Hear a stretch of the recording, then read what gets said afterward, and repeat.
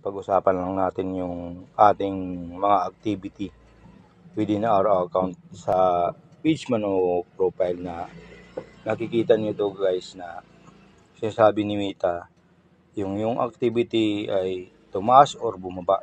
Tulad dito sa akin, sa project makikita nyo.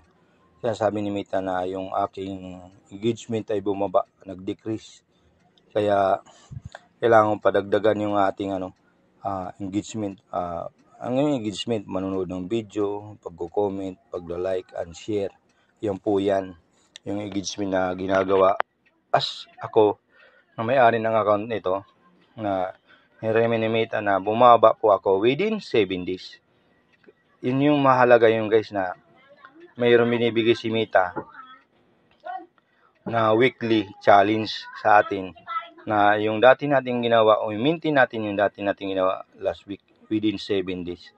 Kaya kayo, mayroon kayong nakikita ganyan, huwag niyong baliwalain kasi magandang reminders po yan ni Mita sa atin.